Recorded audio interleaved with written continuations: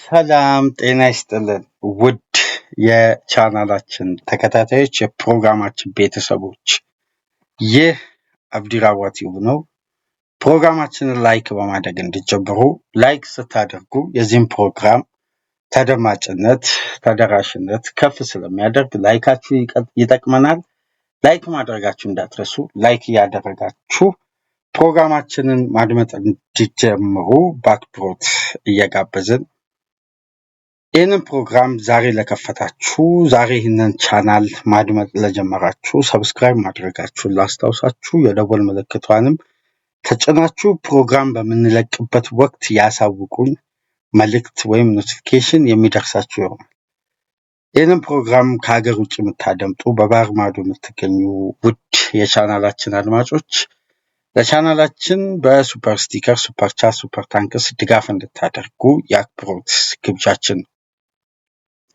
ባለፈው የፈረንጆች ሳመር የዝውውር መስኮት በርካታ ትዕይንቶች የታዩበት በዝውውር ታሪክ በአምስቱ ትላልቅ ሊግ በኢሮፒያን እግር ኳስ ታሪክ በዓለም አቀፍ ደረጃ ተከፍሎ የማይታወቁ ክፍያዎች የተከፈሉበት የሁለት የሶስት ታላላቅ ሊጎች ድምር ውጤት የእንግሊዝ ፕሪሚየር ሊግ ወጪን እንኳን ለመድረስ አይደለም በእጥፉ ተበልጠው የተጠናቀቀበት ሳመር ነበር። ላሊጋ በተጨማሪም ሴሪያ እና ፍራንስ ሊጋ ያወጡት ወጪ ተደምሮ የፕሪሚየር ሊጉን ግማሽ አይደርስም ነበር። እነዚህ ሁሉ እግር ኳሳዊ ሪከርዶች የተመዘገቡበት የገንዘብ ዝውውር የተደረገበት በርካታ ሪከርዶች በዝውውር ክፍያ የተሰበረበት ያለፈው ሳመር የዝውውር ሂደት በብዙ ትዕይንቶች የተጠናቀቀ ነው። ከኢሳቅ ብሉፕሪንት አንስቶ እስከ ትላልቅ ዝውውሮች እስከ ዮከሬስ አሰልቺ የዝውውር ሂደት አንስቶ የዝውውር መስኮቱ በብዙ የድርድርና አሰልቺ ጉዳዮችና ትላልቅ ገንዘቦች የወጡበት በተለይ ደግሞ ያለፈው ሳመር ስትራይከር ሳመር ነበር። በርካታ የአጥቂ ክፍል ዲፓርትመንት ተጫዋቾች የአጥቂ ዲፓርትመንት ተጫዋቾች ላይ አብዛኛው ክለብ ከፍተኛ ኢንቨስትመንት የፈጸመበት ሳመር ስለነበር የሳመር የዝውውር መስኮት ያምናው ስትራይከር ሳመርስ በሚል ሁላ ቅጥል ስም ተሰጥቶት ነበር። በርካታ ዝውውሮች በአጥቂ ዙሪያ የተደረጉበት ምክንያቱም ገበያው ላይ ያለው የአጥቂ ቁጥር በጣም አነስተኛ ነው። ፈላጊ ክለቦች ከገበያው ላይ ካለው ምርት ጋር ፍጹም የተለያየ ነው። ፈላጊ ክለቦች በስተው አማራጮች ግን ጠባብ ሆነው ሻሽ ክለቦች እንግዲህ ደለብ ያለ ገንዘብ ያተረፉበትና ባንካቸውን ፈርጠም ያደረጉበት የሳመር የዝውውር መስኮት ነበር። ከነዚህ መካከል እንግዲህ በርካታ ዝውውሮች ተደርገዋል። ለምሳሌ ያለፈው ሳመር የዝውውር ክፍያ ሪከርድ የወጣበት በሙሉ የሳመሩም በዩሮፒያን አምስቱ ታላላቅ ሊግም በእንግሊዝ ደግሞ በብሪቲሽ እግር ኳስ ታሪክ ተከፍሎ ማይታወቀው ትልቁን ክፍያ የከፈሉት ሊቨርፑሎች ነበሩ ለአሌክሳንደር ኢሳቅ። በሁለተኛ ደረጃም ሪከርዱ የተሰበረው ባለፈው ሳመር እዛው በሊቨርፑል ቤት ነው። በፍሎሪያን ቪትዝ ክፍያ ላይ በርካታ ኢንቨስትመንቶችን ሊቨርፑሎችን ፈጽመዋል። ለዚህ ኢንቨስትመንት ደግሞ በክለቡ ሰልፍ ሳስቴናቢሊቲ ሩል ላይ ጫና እንዳይፈጥር የሂሳባዊ ስሌቱን ለማመጣጠን በሚል ከተወሰዱ እርምጃዎች መካከል አንዳንድ ተጫዋቾችን ፈላጊ ክለቦች ሲመጡ መሸጥ፣ ከስኳዱ ላይ ማቅለልና የቡድኑ ፕላን ስትራቴጂ በማናጋ መልኩ ታሳቢ ተደርገው የለቀቁም የተሸኙም ተጫዋቾች ነበሩ። አንደኛው ሉዊስ ዲያዝ ሉቾ 65 ሚሊዮን ፓውንድ ሲደመር 5 ሚሊዮን ፓውንድ እንደ ስኬቱ ታይቶ የሚጨመር 3 ሚሊዮን ፓውንድ የተካተተበት አጠቃላይ ፓኬጁ 73 ሚሊዮን ፓውንድ ቅድመ ክፍያው ከ65 ሚሊዮን ፓውንድ መነሻ ክፍያ ጋር ተያያዥ ነው። ኮሎምቢያዊ ሱፐርስታር ሊቨርፑል ለባየር ሙኒክ ሸጠ ያለፈው ሳመር። ይሄ ተጫዋች በወቅቱ 28 ዓመት ነበር። 29 ዓመቱን ለመያዝ 4 ወራትን ብቻ ነው የቀሩት። የኮንትራት ዘመኑ ሊጠናቀቅ የተቀሩት ጊዜያት 2 ዓመት ነው። ለተጫዋቹ ሊቨርፑል በአንፊልድ የሚከፍለው ክፍያ በወቅቱ የነበረው 50,000 ፓውንድ ሳምንታዊ ደሞዝ በጣም በሚያስገርማችሁ ሁኔታ። ቦነሱ ግን ከተጫዋቹ ብቃት ጋር ተያይዞ የሚከፈለው ቦነስ ተቀራራቢ የሆነ ወደ 42.6 ሺህ ፓውንድ ነበር። ቦነሱን በማሳደግ የኮንትራት ድርድሩን ሊቨርፑል ተጫዋቹን ለማቆየት እቅድ ነበረው። ነገር ግን ተጫዋቹ የተሻለ ኤክስፒሪየንስ መፈለጉን ተከትሎ ከሊቨርፑል ቅድመ ውድድር ጊዜ ዝግጅት ስብስብ ውስጥ ከአሰልጣኝ አርነ ስሎት እና ከክለቡ ኃላፊዎች ጋር ተነጋግሮ ከክለቡ የቅድመ ውድድር ጊዜ ዝግጅት መውጣት ቻለ። መውጣት ስላችሁ በንግግር። ከዛም በኋላ ዝውውሩ ሲጠና እንግዲህ በስተመጨረሻ ማረፊያው ባየር ሙኒክ እንደሆነ ተረጋግጦ ሙኒክ ሊቨርፑል የፈለገውን የኮንትራት ማፍረሻ ለመክፈል 56 ሚሊዮን ፓውንድ አቀረቡ። ከዛም በኋላ 60 ሚሊዮን ፓውንድ አቀረቡ። ከዛም በኋላ በ65 ሚሊዮን ፓውንድ እና እስከነ አዶንሱ ድረስ እስከ 73 ሚሊዮን ፓውንድ በተጫዋቹ 4 ዓመት ኮንትራት ውል ላይ የሰፈረ የክፍያ ስትራቴጂ ተስማምተው ሉቾ መዳረሻውን አሊያንዝ አሬና አደረገ። የሉቾ እግር አሊያንዝ አሬና እንደረገጠ በሊቨርፑል ቤት ያለው የፊት መስመር ፍሬ እንግዲህ እንደ ሽግግር ጊዜ ለመጠቀም ምልክቶች መታየት ጀመሩ። ሊቨርፑሎች የዘንድሮ ውድድር ዓመትን ባቀዱት ባለሙት ደረጃ ሊቀጥል አለመቻሉን ተከትሎ የሽግግር ጊዜውን ሊያረዝምባቸው እንደሚችል የተረዱት የክለቡ ኃላፊዎች እንግዲህ በድጋሚ መልሶ ማጠናከሪያ ለማድረግ አስበው ይህንንም ሳመር እየጠበቁ ነው። ግን በዘንድሮ ሊቨርፑል ላይ እውነትም የሉዊስ ዲያዝ ፕራይም ብቃት በባየር ሌቨርኩዘን በባየር ሙኒክ እየተመለከትን ያለ ነው። ሉዊስ ዲያዝ በሊቨርፑል ቤት በዘንድሮ ሲዝን የተጫዋቹን ብቃት በሙኒክ ቤት ለተመለከተ በዚህ ደረጃ በአንፊልዳውያን ዘንድ የሚናፈቅ ብቃት ነው ወይ እየተመለከታችሁ የምትገኙት? ያን ካልን እንግዲህ የአብዛኛው የእግር ኳስ ቤተሰብ እውነታም ለመግለጽ 100% አሁኑ መልሱ የሚሆነው። ምክንያቱም እንደ ቢዝነስ ሞዴል እድሜው በዛ ደረጃ የሆነ የኮንትራት ዘመኑ አጭር የሆነ ኮንትራት ለመፈረም ያልተስማማ ተጫዋችን 65 ሚሊዮን ፓውንድ እስከ ተጨማሪ ክፍያው ድረስ እስከ 8 ሚሊዮን ፓውንድ ሊቨርፑል የሚያገኝበትን ውል ማፍረሻ ከቀረበበት ክለቡ ወደኋላ አለማለቱ እንደ ቢዝነስ ሞዴል ትክክል ነው። ክፍተቱ ግን ሰፊ ሆኖ ዘንድሮ ተመለከት። ሉዊስ ዲያዝ በሊቨርፑል ቤት እውነትም አልተተካም።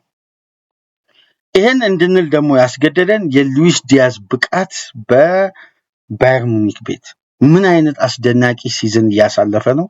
የአመቱ ምርጡ ዝውውር እየተባለ ነው የሚገኝ። ማርካ፣ ኮሪያ ዴል ስፖርት፣ ቢልድ፣ ሌኪፕ፣ ዴሊ ሚረር፣ ዴሊ ስታር፣ ዘ ታይምስ እነዚህ ሁሉ ጋዜጦች የአመቱ ምርጥ ፈራሚ ማን ነው በሚል ለቀረበላቸው ጥያቄ አብዛኛው የተስማሙት ሉዊስ ዲያዝ ነው። ሊቨርፑሎች በዚህ ደረጃ አይቆጩም ማለት አንችልም። በደንብ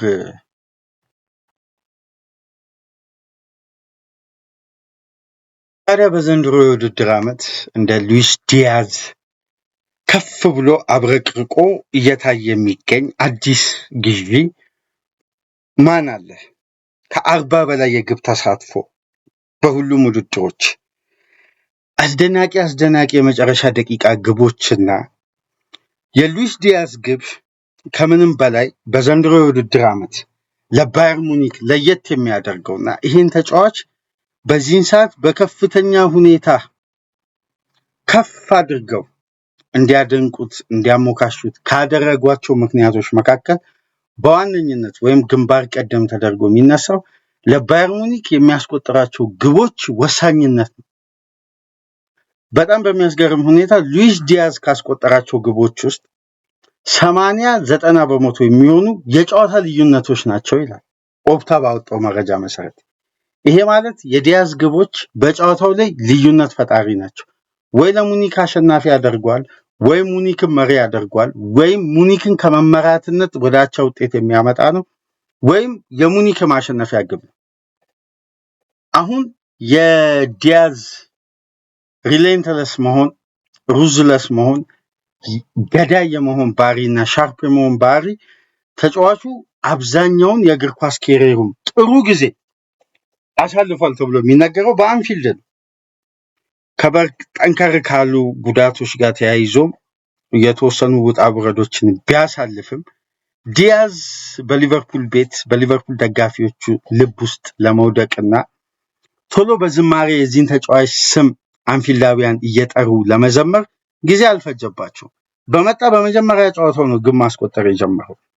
የሊቨርፑል ደጋፊ ይህን ኮሎምቢያዊ ተጫዋች በከፍተኛ ሁኔታ የሚዘምርለት፣ የሚያደንቀው፣ የሚወዱት ተጫዋች ነበር። ከባራንካ መንደር የተገኘው ሉዊስ ዲያዝ እያሉ ይዘምሩለት ነበር እና ይሄ ተጫዋች ዛሬ ላይ በባየር ሙኒክ የቡድኑ የማጥቃት እንቅስቃሴ ልብ ሆኖ የባየር ሙኒክ የማሸነፊያ መንገድ አንዱ ጫፍ ሆኗል። ተመልከቱ፣ በፓሪስ ሴን ጀርሜን ላይ ያስቆጠራት የመጨረሻ ደቂቃ ግብ በዚህ የጥሎ ማለፍ ውድድር የባየር ሙኒክን ህልውና ያተረፈች ናት። በነገራችን ላይ ህልውና የሁለት ጎል ልዩነት ከፒኤስጂ አይነት ቡድን ጋር በጣም ሰፊ ነው። ያቺ የሉዊስ ዲያዝ አጨራረሱም ግቡንም የተቆጠረበትን መንገድ ለተመለከተ እውነትም ሊቨርፑል ሉዊስ ዲያዝን ማጣቱን ማረጋገጫ ይሆናል ብዬ አስባለሁ። ከምንም በላይ ያ አይነት ፊኒሺንግ ጥራት ነበር አንፊልዳውያን በዘንድሮ ሲዝን ሲጠብቁ። ኤኬቲኬም ኢሳቅም በጉዳት ጋክፖ ሊቨርፑል ምን ያክል የሊቨርፑል ኃላፊዎች በፕሮጀክታቸው ላይ ጋክፖ መተማመናቸው ዋጋ እንዳስከፈላቸውና ሉዊስ ዲያዝን ማጣታቸው እንደ ቢዝነስ ሞዴል ትክክለኛ ውሳኔ ቢሆንም እንደ ቡድን ግንባታ ግን ዲያዝን መሸጥ ፍጹም 100% ስህተት መሆኑን የተረዱ ይመስለኛል። ለዛም ነው በዚህ ሳመር በገበያ ላይ ተጫዋች ለማስፈረም ኮዱ የሉዊስ ዲያዝን ተተኪ ማፈላለጋቸውን አጠናክሮ ይቀጠሉትና ያኒ ዲያሞንድን ተመራጭ ያደረጉት። ሉቾ የዓመቱ ምርጡ ፈራሚ። እስቲ በእናንተ ሐሳብስ ከሉቾ የተሻለ ምርጥ የዓመቱ ፈራሚ አለ ካላችሁ እስቲ በኮሜንት መስጫ አስቀምጡ። ሉቾን ግን ሚስተካከለው አለ ብዬ በግሌ አላስብም በዚህ ሰዓት። ለማንኛውም አጠር ያለ ቆይታ በሉቾ ዙሪያ ከሰሞኑን ብቃት የዓመቱ ኮከብ ፈራሚ ለመባል መቃረቡ አስደናቂ ብቃቱን በአስደናቂ አጨራረስና በፕራይም ታይሙ ላይ መገኘቱን ያረጋገጠበት የባቫያርኑ ቤት ቆይታው እንግዲህ በአማረ መልኩ እንደቀጠለ ነው። ሉዊስ ዲያዝ በአንድ የውድድር ዓመት በሻምፒዮንስ ሊግ እግር ኳስ 10 የግብ ተሳትፎ በሊጉ 26 ግብ በአጠቃላይ በሁሉም ውድድሮች ከ40 በላይ የግብ ተሳትፎ ማድረግ የቻለበት አስደናቂና አስደማሚ ሲዝን እያሳለፈ ነው። ስለ ሉዊስ ዲያዝ ብዙ ምንልበት ጊዜ ከፊት ለፊት እየመጣ ነው።